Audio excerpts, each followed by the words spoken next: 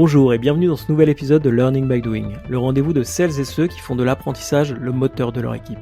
Je suis Baptiste Bézé, cofondateur de Team Bakery, une jeune entreprise qui aide les équipes à mieux travailler ensemble. Dans cette émission, je pars à la rencontre de femmes et d'hommes de conviction qui pensent que l'épanouissement au travail passe par la curiosité, le test, l'erreur, l'échange entre pairs. Mon objectif pour les prochaines minutes est de vous embarquer avec moi pour comprendre les enjeux actuels de l'apprentissage au sens large, pour mettre en lumière les recettes qui ont fait leurs preuves, pour décrypter les tactiques et les bonnes pratiques d'acteurs à la pointe sur le sujet. En espérant vous inspirer dans votre démarche d'apprentissage, je vous souhaite une excellente écoute.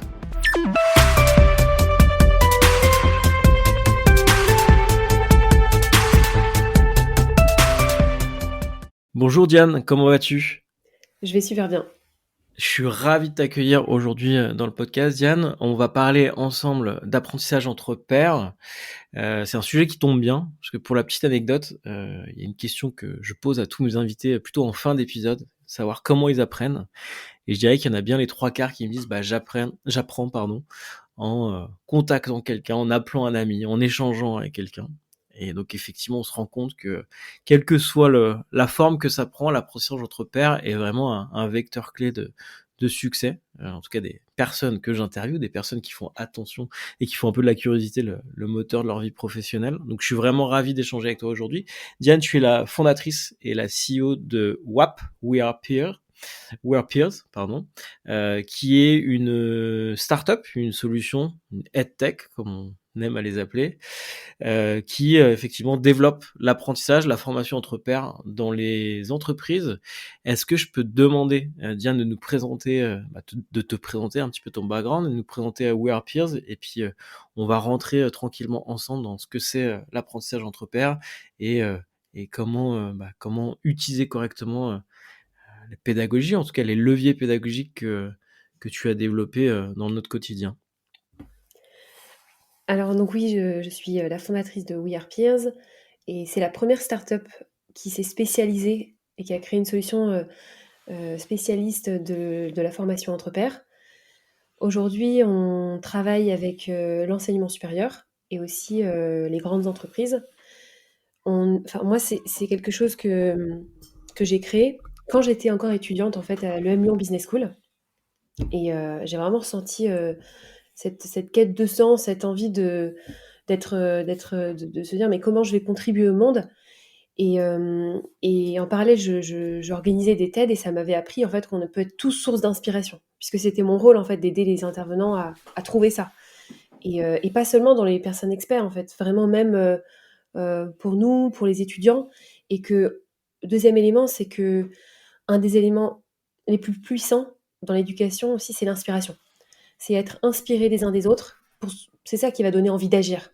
Donc pour moi, j'ai eu envie de créer en fait une initiative entre pairs pour aider les jeunes à trouver leur talent, à les enseigner aux autres et par ce processus de découvrir, trouver leur voie et donc en fait de grandir, d'avoir beaucoup plus confiance rapidement dans l'avenir.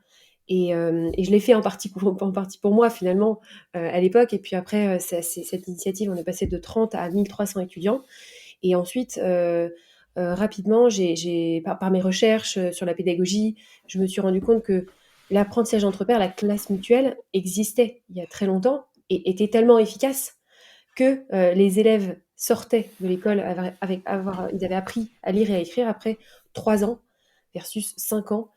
Donc ça posait même un problème puisqu'ils étaient à l'air libre beaucoup trop rapidement et que donc du coup moi j'ai eu envie de me spécialiser là-dedans et d'offrir cette pédagogie absolument incroyable à tous et notamment aux entreprises. C'est hyper intéressant. Alors moi, en préparant l'entretien, on a pu discuter là-dessus. Je trouve qu'il y a un truc assez fascinant. Je sais pas si tu peux revenir là-dessus, sur comment tu passes effectivement d'une solution qui est une pédagogie, j'allais dire dans le milieu scolaire, en tout cas de l'éducation, qui est déjà, je pense, innovante dans ce secteur-là. On a plutôt l'habitude des amphithéâtres plutôt professoral, quelqu'un qui prend la parole et qui transmet le savoir à tous, au monde de l'entreprise où c'est encore hiérarchique, pas mal d'endroits. Comment ça s'est passé et est-ce que tu peux peut-être nous donner un exemple de aujourd'hui We Are Peers dans une entreprise, un exemple de mission que vous faites ou de déploiement réussi ? Ah oui, en fait, la première chose qu'on a dû faire pour pouvoir, proposer ça aux entreprises, c'est, c'est de passer d'une expérience qui durait 15 à 20 heures à 1 heure et demie à 2 heures. Et ça a été le plus gros challenge. Alors il y en a eu énormément d'autres aussi, que j'ai rencontrés, hem, mais pour pouvoir, offrir ce système en entreprise, déjà, moi, je me suis passée par internet. J'ai commencé à écrire des articles, en proposant cette vision, en disant: «Mais et si on réinventait la formation par l'apprentissage entre pairs?» Parce qu'en fait, il y a 40 000 personnes dans vos entreprises, ils ont tous quelque chose à partager. Comment, on ferait? Et c'est là que, des DRH, ont fait enfin, ça leur a parlé cette vision et ils m'ont dit: «Bah, p comment tu ferais?» Alors je ne savais absolument pas au début. Donc c'était, faut bien rappeler qu'au début, bah, ça ne marchait pas, clairement, parce que, ils avaient pas 15 heures, il fallait sélectionner qui participait, qui partageait. Enfin, ça a mis beaucoup de temps on a fait plus des centaines de sessions pour arriver à la méthodologie qui fonctionne à chaque fois. Et surtout, on a réduit du coup l'expérience à, une méthode qui se déroule en 1 heure et demie, 2 heures. Et ça va permettre, de proposer une expérience de formation entre pairs où tout le monde a appris mutuellement, où tout le monde en fait, a partagé une connaissance et en plus qui a été capitalisée à la fin. Alors c'est assez structuré, hein, et finalement nous je peux donner 3 exemples de besoins, auxquels on a répondu. Le premier, c'était, par rapport à un besoin de capitalisation de l'expertise interne. Par exemple, une entreprise, une grande enseigne bancaire qui est venue me voir en me disant que, ils avaient des experts qui étaient très, très, très bons, en vente, notamment, vente d'assurance et d'autres qui avaient eu des très mauvais résultats. Ils avaient essayé, en fait, de savoir comment ils faisaient, pour pouvoir transmettre ce savoir et ils n'avaient pas réussi parce que les experts, n'arrivaient pas à savoir qu'est-ce qui faisait leur force, en fait. C'était vraiment de la connaissance tacite et donc on a mis en place ça, c'est un programme sur 6 mois de partage entre pairs, de transmission entre pairs, un programme de formation entre pairs avec des très, très bons, conseillers bancaires et d'autres qui avaient plus de difficultés, qui en tout cas, avaient des moins bons résultats. Et c'est une session, c'est un programme qui se fait en 6 mois, une session par mois et à chaque session, c'est la méthodologie d'apprentissage entre pairs qui part de l'émergence, des savoirs et qui permet de raconter des expériences, qui ont fonctionné de vente, par exemple, et ensuite qui capitalise sur ces expériences, vécues, réussies, avec tout un système d'échange, d'écoute analytique, toujours un petit groupe de 5. Et le résultat, c'est qu'à la fin de ce programme, en fait, la plupart des unités bancaires ont augmenté leur classement, dont une qui est passée de 58 sur 60. Donc ça, c'est un premier exemple. Maintenant, on vient vraiment nous voir aussi pour, des une volonté des entreprises de devenir des entreprises apprenantes, de faire en sorte de changer la culture managériale et de faire que les entreprises mettent en place des pratiques de partage qui soient, régulières, systématiques. Parce que c'est bien de le faire une fois, mais tout l'enjeu, c'est d'arriver à le reproduire parce que les pratiques changent très, très vite. Et donc, on vient nous voir vraiment pour des besoins, très actuels, comme cela. Et nous, on va pouvoir mettre en place cette culture de l'apprentissage entre pairs grâce à notre système qui est composé d'une méthode, d'une plateforme. La plateforme qui permet d'animer des sessions d'apprentissage entre pairs qui durent 1 heure et demie et qui sont capitalisées avec plusieurs templates aussi, qu'on propose. Donc ça, c'est, le deuxième cas. Et le troisième, c'est, des formations ou des programmes de formation.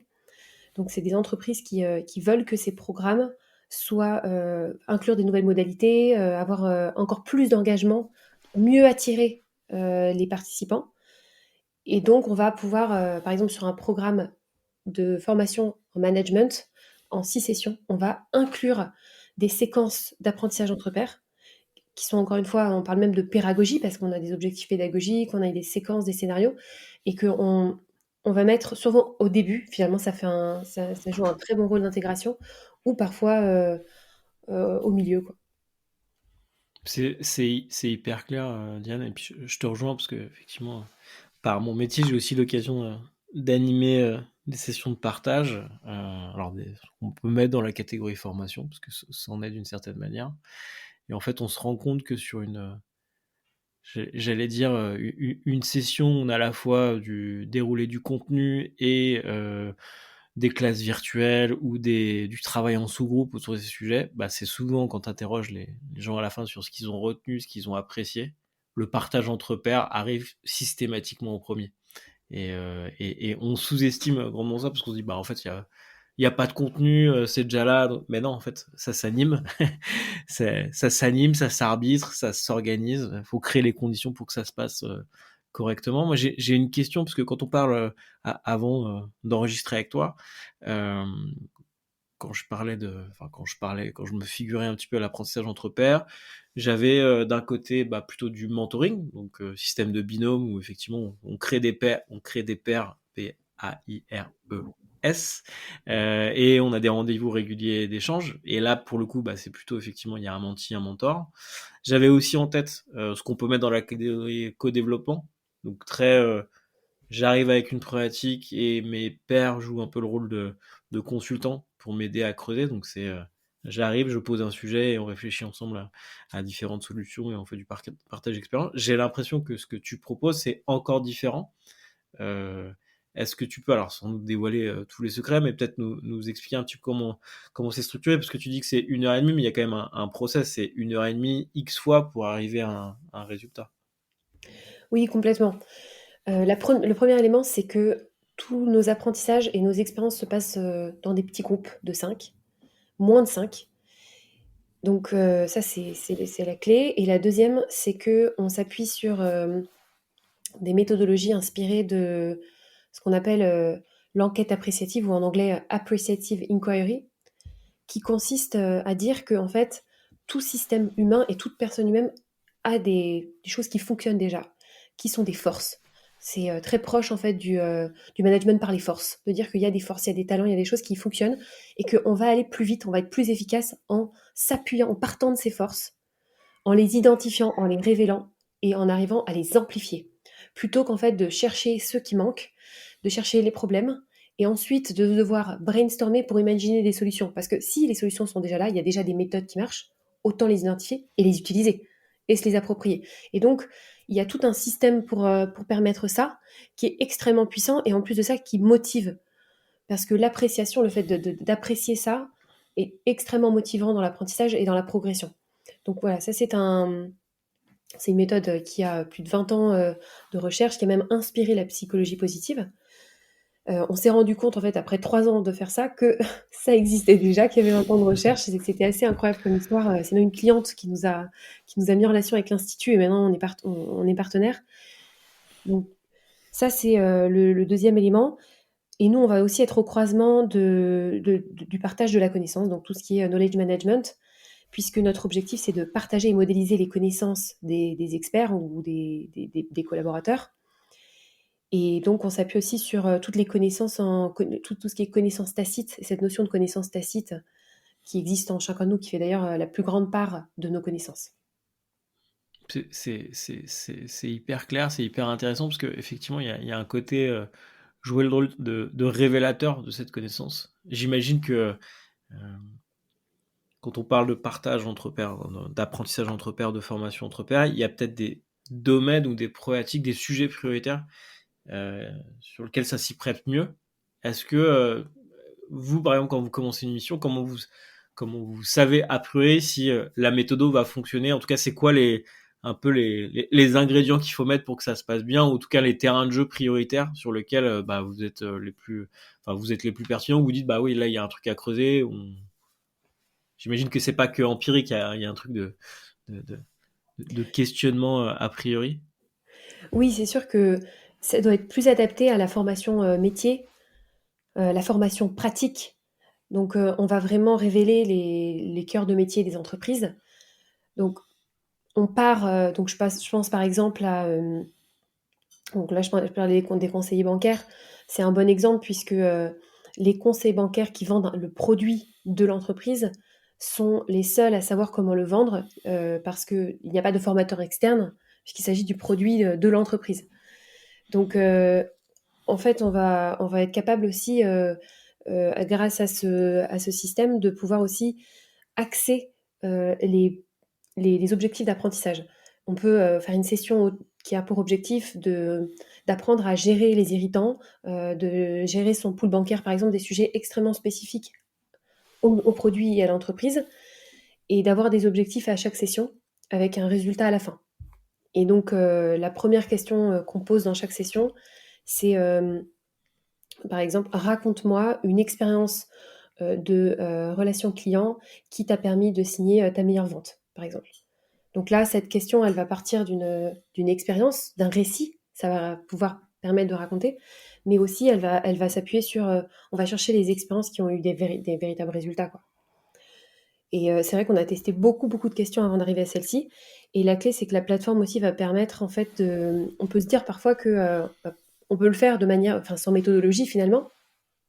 Mais souvent, ce qu'on nous dit à la fin, c'est en fait, pour que ça marche, il faut que les participants aient de l'écoute active, ou alors il faut que les participants soient capables de partager. Et après, on leur dit, bah, en fait, c'est pas les gens qui doivent, c'est en fait c'est le système qui fait que en fait n'importe quel expert va réussir à partager facilement avec ce processus parce que tout est fait grâce même à l'UX, aux différentes étapes, au timing même qui indique le temps de parole qui permet que chacun en fait se répartisse la parole, aux enchaînements, eh bien, fait qu'on a cette impression de grande fluidité et que tout le monde est capable de partager et d'inspirer les autres.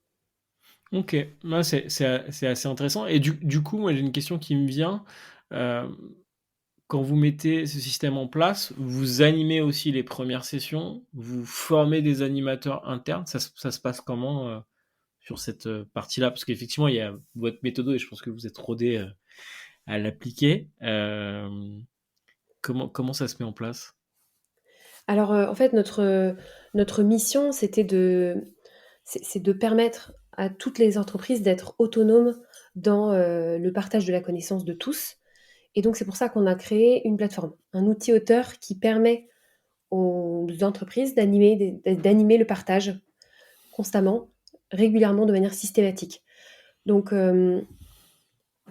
c'est pour ça on le fait en 3 temps. La première fois, effectivement, on va faire la première session, on va même paramétrer la session, Mm. les sessions, et faire un premier projet découverte. Et ensuite, on forme les animateurs internes. Ça peut être des personnes de la formation, du knowledge management ou des experts métiers. Et ensuite, ce sont eux qui vont se l'approprier et qui vont l'utiliser, par exemple, pour capitaliser à la fin d'un projet ou alors en début de formation pour pouvoir créer la communauté et pour pouvoir faire un état des lieux de tout le savoir des experts. Enfin voilà, il va y avoir ces différents cas d'application et après, ils vont s'en servir un peu partout, parfois pour faire des séminaires où en fait, ils vont révéler la connaissance, partager les connaissances et ensuite, du coup, c'est vraiment une licence annuelle par animateur. C'est vraiment ce modèle-là où ensuite ils sont autonomes.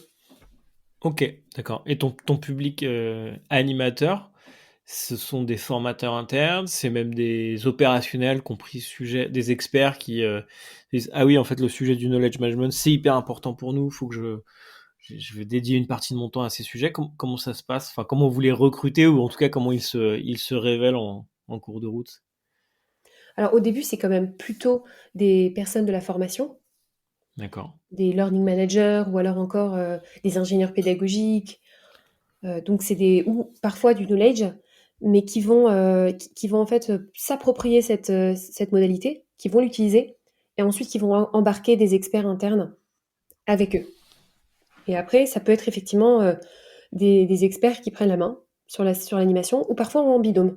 Ça aussi, c'est Ok. très puissant parce que du coup, ils vont chacun avoir un rôle différent et le père devient l'animateur, donc il obtient l'adhésion de tout le groupe, ça permet d'engager sur la durée.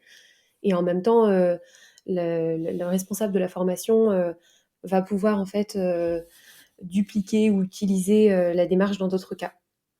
Ok, ouais, c'est super intéressant. Et au-delà de, alors on a vu qu'effectivement c'était plutôt focalisé sur des formations métiers, donc là où il y a de l'expertise à partager. Est-ce qu'il y a des conditions très pratico-pratiques pour que ça fonctionne bien? Alors je sais pas, est-ce que c'est des moments dans le cycle de vie d'une équipe? Est-ce que il y a une temporalité précise, une périodicité en disant, bah ok, on fait plutôt ça, je sais pas, à la rentrée parce que tout le monde est motivé. Enfin, est-ce que tu as observé un peu des patterns un peu implicites sur ces sujets-là? La clé absolue, c'est que l'enjeu soit aligné, l'enjeu de la session et du partage soit aligné aux problématiques, aux enjeux des équipes, Ouais, et du moment et de l'actualité, pour que ça leur soit tout simplement utile.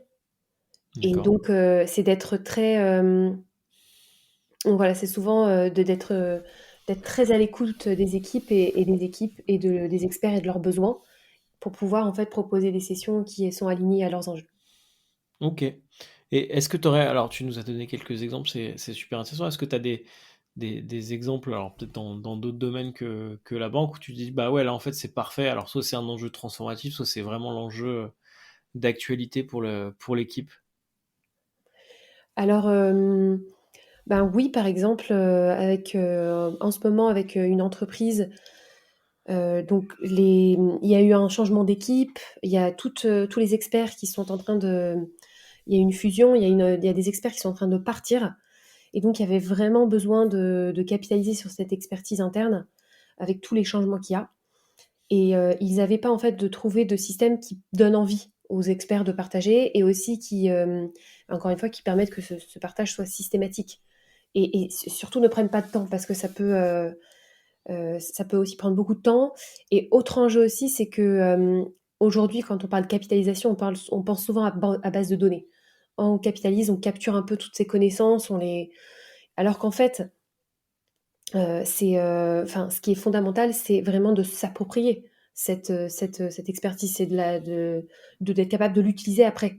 Donc, on a proposé ce système où en fait, on va permettre aux experts de partager sur leurs pratiques sur des sujets, des méthodes très techniques d'une grande entreprise. Et en fait, à la fin, ils avaient donc toutes les méthodes des experts qui sont partagées aussi aux nouveaux. Donc ça, c'était une réponse à un besoin avec une restructuration d'équipe, même des départs d'experts. Et donc, ça a vraiment répondu aux besoins. Et je pense que c'est vraiment très, très adapté aussi aux équipes qui ont justement où les équipes changent, où il y a des nouveaux et où on va avoir besoin de partager aussi parce que les nouveaux, souvent, ils nous disent que du coup, dans ces sessions-là, ils ont l'impression d'absorber vraiment toute la connaissance de chacun très très rapidement. Ouais, je comprends. C'est hyper intéressant. Et c'était un peu ma question suivante parce que alors, souvent quand on parle de formation ou de méthodo, bah, on fait que un focus sur une pédagogie spécifique, chose comme ça. Il y a quand même un continuum, il y a un avant, il y a un après. Euh, alors moi j'aime bien parler plutôt de l'après, puis dans le learning by doing, comme son nom l'indique, on essaie de voir bah, comment on passe à l'action derrière. Euh, Qu'est-ce que tu suis? Alors, tu m'as parlé du résultat là de cette banque où les gens sont remontés dans le classement, donc c'est assez génial. Ça donne un exemple super concret. Concrètement, si tu fais, alors je sais pas si vous avez des indicateurs en fin de session ou je sais pas, une mesure d'impact un peu plus tard. Comment vous suivez que bah, ok, il y a une capitalisation du savoir, donc il y a eu un échange, donc les gens, je pense, ressortent je sais pas si c'est reboosté, mais en tout cas extrêmement, enfin tu l'as dit, hein, côté éponge, j'apprends, j'absorbe, choses comme ça. Comment on s'assure derrière, et quelles conditions d'ailleurs faut mettre en place derrière pour que bah, cette session-là, elle ait un impact dans la durée? Est-ce que c'est faut en refaire régulièrement? Est-ce qu'il faut s'assurer que bah, il y a peut-être un suivi entre la personne qui a orchestré tout ça et peut-être plus individuellement aller voir les personnes qui étaient présentes? C'est des petits groupes en plus, donc il doit plus y avoir de l'échange après. Enfin, est-ce que vous avez réfléchi à ce sujet et comment vous l'abordez l'après-session? L'après, pour nous, le principal, c'est de refaire parce que les problématiques changent, les besoins aussi, et le principal, c'est de continuer à partager sur des nouveaux sujets, sur les sujets qui émergent, voire même de donner un mécanisme de réflexion sur ces apprentissages. Si chaque mois, on dit quels sont mes apprentissages clés du mois, les expériences les plus réussies que j'ai mises en place dans la gestion de projet, eh bien, je vais avoir commencé à acquérir en fait un muscle, d'être capable d'apprendre continuellement de mon expérience. Donc la clé, c'est d'être capable de le refaire. Ce qu'on a remarqué, ce qu'on mesure aussi, nous, évidemment, c'est déjà l'utilité pour les participants et aussi leur envie de continuer. Donc nous, on mesure déjà ça parce que pour nous, c'est les indicateurs clés, c'est continuer à avoir envie de partager et trouver que c'est utile. Et puis ensuite, le dernier qu'on aimerait mesurer, parce que pour le moment, on n'a pas encore tous les outils pour le mesurer, c'est les projets qui sont mis en œuvre à la suite. Et ça, nous, on a pu voir que suite aux sessions, il y a énormément de projets qui sont accélérés, des personnes qui vont apprendre qu'il y a une grille de sélection de prestataires, par exemple, qui existe et qui l'utilisent immédiatement et qui gagnent une semaine, ou alors qu'ils ne connaissaient pas le numéro ou alors qu'il y avait déjà une innovation qui était adoptée avec telle start-up et en fait qui peuvent aussi l'utiliser et qui du coup qui l'utilisent immédiatement après, voire même des personnes qui ont plus dans le milieu éducation, enseignement supérieur, à la suite de ça, qui ont créé des BDA ensemble parce qu'ils avaient cette passion pour le piano. Enfin, c'est incroyable le nombre de projets qui émergent. Et ça, pour le coup, en toute honnêteté, c'est quand même encore très difficile à traquer. Pour le moment, on le traque parce qu'on a des histoires qui nous remontent, des témoignages, et j'aimerais vraiment qu'on arrive encore plus à le traquer. Mais on le sait, c'est pas nous qui allons résoudre le problème du tracking et de l'évaluation en formation. Hein, c'est un problème éternel. Mmh. Effectivement, je suis complètement d'accord avec toi sur ce sujet, hein. Faut qu'on arrête de faire des NPS. Par contre, faut qu'on trouve autre chose Voilà, c'est ça. pour suivre ce qui se passe. Non, mais il y a un truc super intéressant dans ce que tu dis et en même temps que tu répondais, je réfléchissais parce que là, je comprends très bien sur vos méthodes. En fait, vous arrivez, il y a un pain point identifié qui est souvent un pain point soit transformatif, soit un point de tension, on va parler en français, soit transformatif, en disant bah il y a des gens qui partent, il y a des gens qui arrivent, ou notre métier change, donc faut qu'on regagne en expertise sur tel et tel sujet. Euh, donc là, je vois bien effectivement l'intérêt. Il y a un process très transformatif. Il y a un avant, un après, donc je comprends que ça fonctionne super bien. Euh, sur la durée, je vois un autre sujet qui est comment tu ritualises le partage d'expérience. Après, alors je pense que je connais pas assez bien votre méthode. Tu me dis que vous avez un outil pour effectivement faire de l'intelligence collective, du knowledge management. Donc ça, c'est top. Moi, ça fait écho à d'autres choses, alors qu'on essaye d'inviter les managers qui nous suivent à faire et qu'on essaie de porter cette parole-là, de développer le retour d'expérience, développer des rituels comme la rétrospective, qui est un rituel de l'agile qui fonctionne extrêmement bien, que même les équipes agiles ne font pas et ne prennent pas forcément le temps de le faire. Euh, Est-ce que tu as des idées? Alors, encore une fois, la question est super ouverte parce que je sais que je suis convaincu que le problème est extrêmement compliqué pour ancrer un petit peu ces rituels. Ils l'ont testé sur une phase transformative, leur expliquer peut-être qu'il y a une modalité plus simple, ça n'a peut-être pas besoin de durer 1 heure et demie chaque semaine à travailler là-dessus, mais prendre un peu de temps pour se sortir un peu le nez du guidon, prendre du recul. Qu'est-ce qui fonctionne bien? Qu'est-ce qui fonctionne pas bien? Qu'est-ce qu'il faut qu'on arrête absolument? Et qu'est-ce qu'on pourrait faire justement pour changer les choses? Parce que ça fonctionne pas. Voilà, et faire du partage. Alors, on parle beaucoup de co-développement en ce moment parce que c'est un peu le truc à la mode. Je pense qu'il y a 1000 façons de le faire. L'enjeu principal, c'est comment on en crée un rituel, comment on en crée une routine et comment on explique aux majeurs que c'est pas du temps perdu en fait. Je sais pas ce que Oui, t'en pour moi, penses. Je te vois hocher de la tête, donc je me dis bon, on est sur un bon sujet, mais est-ce que toi t'as une conviction là-dessus ou tu t'es dit, t'as vu des trucs qui te font dire que bah ouais, en fait, comme ça, on peut arriver à en faire une routine. ouais, je pense qu'on est vraiment sur le sujet. Et il y a 3 choses que j'ai pu voir qui ont réussi. C'est bon, déjà le fait je parlais de la méthode et de l'approche appréciative, de pouvoir partir et raconter un projet, un événement, une situation, une expérience qui a été particulièrement réussie et qui m'a apporté de la fierté. C'est c'est extrêmement motivant et donc ça donne du plaisir aux participants à participer et à continuer aussi à participer et à valoriser aussi tout le travail qui a été fait. Et donc à capitaliser aussi évidemment sur ce qui marche le mieux. Donc ça donne encore plus envie aux participants de continuer et ça motive. Donc tout simplement, on n'a pas besoin en fait de tout simplement les convaincre parce qu'ils ont envie de revenir. Donc ça, c'est vraiment, je dirais, un des points principaux qui fait que les participants, 100% disent j'ai envie de faire la prochaine session et je vais être là. Parce qu'en fait, il y a pas de, il y a vraiment, en plus, ils apprennent des autres. Ce qu'on a vu aussi, c'est donc notamment dans des grandes entreprises comme Total Energy, où ils ont utilisé pendant 3 ans sur la durée vraiment, c'est que l'important, c'est d'avoir un vrai rituel, un vrai moment qui est organisé à l'avance, c'est-à-dire vraiment dès le début de l'année, on sait qu'il va y avoir ces moments clés, euh, une fois par mois, ou même, enfin, c'est très important de les définir en amont pour que les participants puissent déjà se projeter sur l'année, parce que c'est vrai qu'il y a quand même beaucoup de choses qui se passent dans les entreprises, donc déjà d'avoir cette vue long terme, c'est très très important. Et dernier élément que j'ai vu qui a réussi, c'est vraiment le sponsor interne qui va dire non mais c'est vraiment la clé de succès, qui en fait rappelle le sens aussi. Et le sens de cette démarche et l'important, en fait, l'importance de pouvoir ritualiser, apprendre des autres, partager son expérience et qu'il y a toujours aussi quelqu'un, par exemple un père qui a participé et qui témoigne en début de session en disant bah, moi au début c'est vrai que je savais pas trop à quoi m'attendre et puis à la fin en fait j'ai appris énormément de choses à d'autres personnes et je pensais pas que ça allait être utile aux autres. Donc on peut vraiment être source d'inspiration pour les autres et donc je pense que c'est important ces sessions et voilà, c'est comme ça que ça dure depuis des années. C'est hyper clair, hyper intéressant. Du bon marketing interne. Merci beaucoup, Diane. On prend ces bonnes recettes.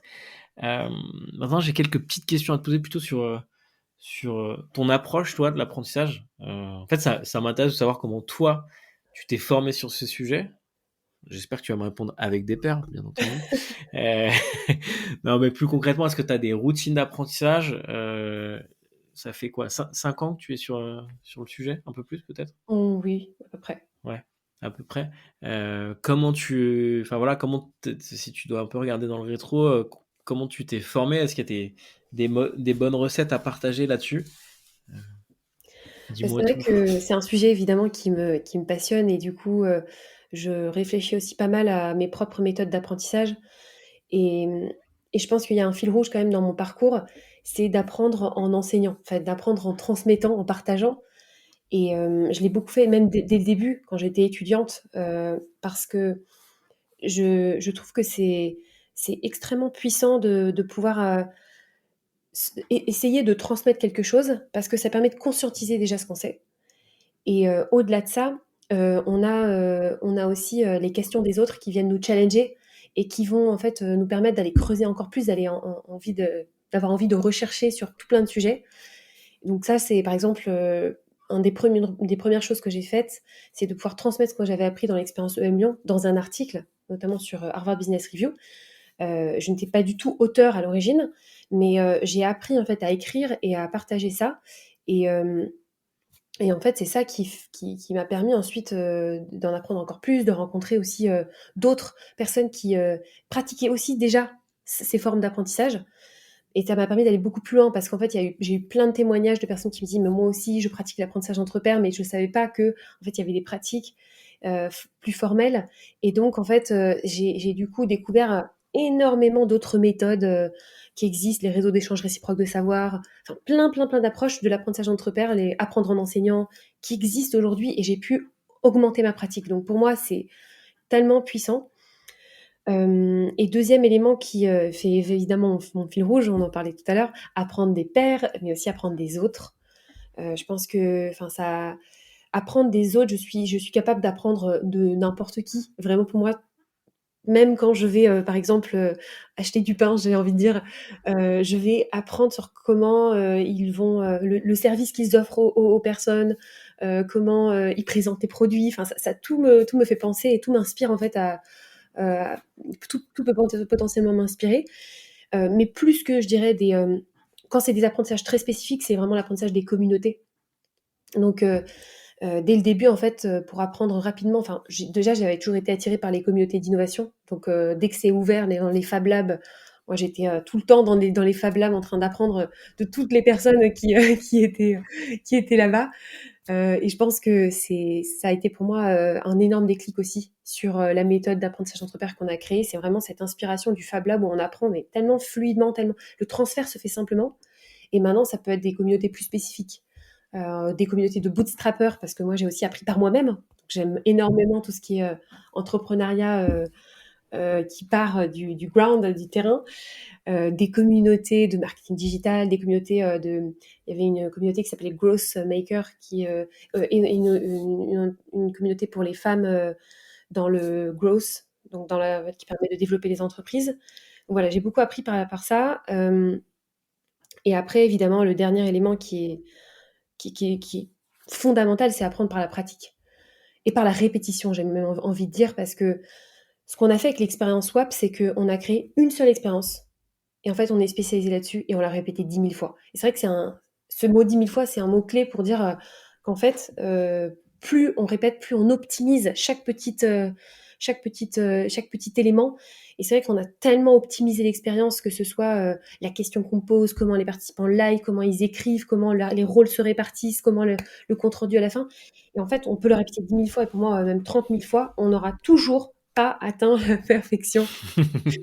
Alors, non, mais je dis pas qu'on peut atteindre la perfection, mais du moins, on sera toujours. Je pense que c'est comme ça qu'on peut offrir la meilleure expérience, c'est en répétant. Et ça, c'est aussi pareil pour les compétences.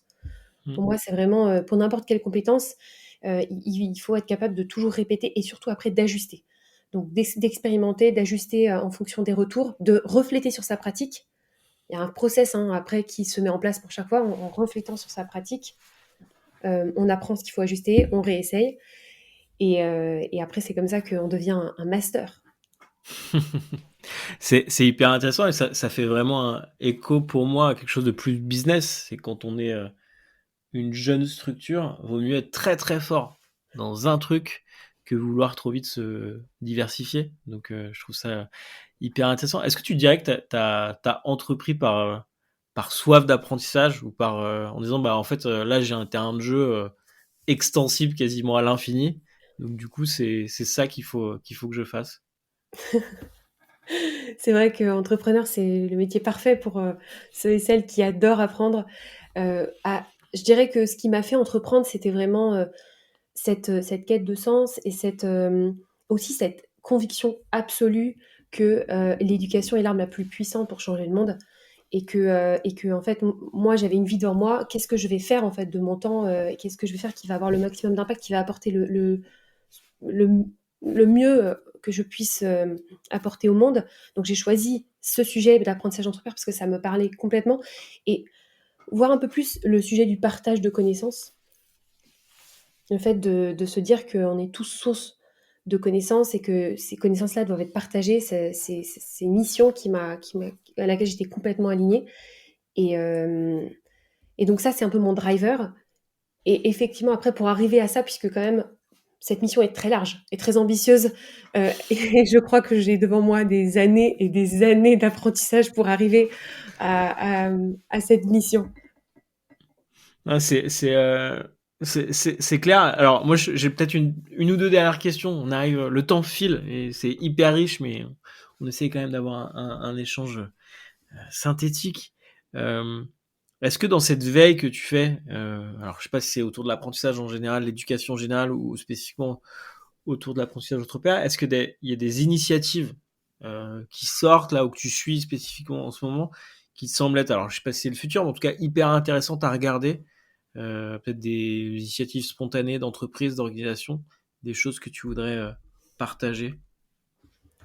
Alors, je pense là spontanément à des entreprises qui fonctionnent sur des gouvernances partagées ou des modèles assez décentralisés. Ça m'inspire pas mal parce que, encore une fois, on est plus puissant quand on a les rênes, quand on peut pouvoir décider à sa propre échelle.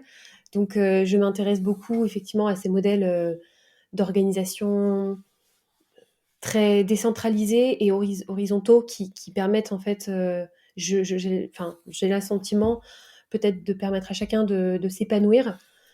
Et, mais je suis encore au début de ma quête. Je te conseille dans ce cas-là, on a fait un épisode avec Mathilde de Make Sense, qui est, je trouve, assez cool, parce qu'effectivement, elle revient avec nous sur les facteurs clés de succès de ces organisations. Alors, beaucoup parlé de communauté apprenante, mais on a passé une partie non négligeable de l'épisode. J'invite les auditrices et les auditeurs à aller jeter un œil aussi s'ils l'ont pas écouté. Moi, je trouve ça fascinant, effectivement, comme toi, de voir comment on peut mettre ça en place et comment ça peut être une réalité aujourd'hui, une organisation commercial qui a un mode de fonctionnement très décentralisé avec une grande autonomisation des équipes. On arrive sur la fin de cet épisode, Diane. Je te remercie déjà infiniment parce que c'était super riche et j'espère que ça aura donné envie à plein de gens d'aller voir ce que vous faites et développer de l'apprentissage entre pairs en interne. Si on veut te contacter, c'est quoi le médium le plus simple pour être sûr de t'avoir rapidement? Alors LinkedIn, c'est très bien. Ouais, ok. Bon, je vais arrêter de poser cette question à tout le monde parce que tout le monde me dit LinkedIn. Il y a quelques-uns qui ont balancé leur email en live, mais bon. Donc LinkedIn, allez sur LinkedIn, c'est là que ça se passe. Dernière petite question, est-ce que tu aurais un invité à me recommander, quelqu'un qu'il faut absolument que j'interviewe sur le podcast pour parler d'apprentissage par la pratique, ou Alors d'éducation au sens un peu plus large? tu tu peux, interviewer, Svenja Busson Ok. qui, a fait un tour du monde des innovations pédagogiques et aujourd'hui qui a créé enfin qui est vraiment, très, très, très connaisseuse sur tous les sujets learning et qui a beaucoup, beaucoup, permis, l'accélération des jeunes pousses en learning. Ok, bah écoute, on va faire partir une invitation directement à la fin de cet épisode. Je te remercie encore une fois, Diane. C'était vraiment hyper stimulant. Le sujet est passionnant. Je pense que ça s'est senti dans l'échange. Donc merci beaucoup. Merci Et beaucoup, il me, Baptiste. et il me reste à souhaiter une bonne continuation aux éditrices, aux auditeurs qui nous ont suivis jusque-là. Je vous donne rendez-vous à toutes et à tous pour un prochain épisode. À bientôt. Salut Diane. Merci beaucoup de nous avoir écoutés jusqu'ici. Si vous souhaitez aller plus loin et commencer à développer une culture de l'apprentissage autour de vous, pensez à vous abonner gratuitement à notre sélection hebdomadaire d'outils pratiques pour animer votre équipe. C'est disponible via le lien qui est en description de l'épisode. Si cet épisode vous a plu, parlez-en autour de vous. C'est la meilleure façon de le faire connaître. Vous pouvez aussi nous laisser un petit mot en commentaire. On lit tout et ça nous aide beaucoup à nous améliorer au fil des épisodes. Merci encore de votre soutien et je vous dis à très vite pour un prochain épisode.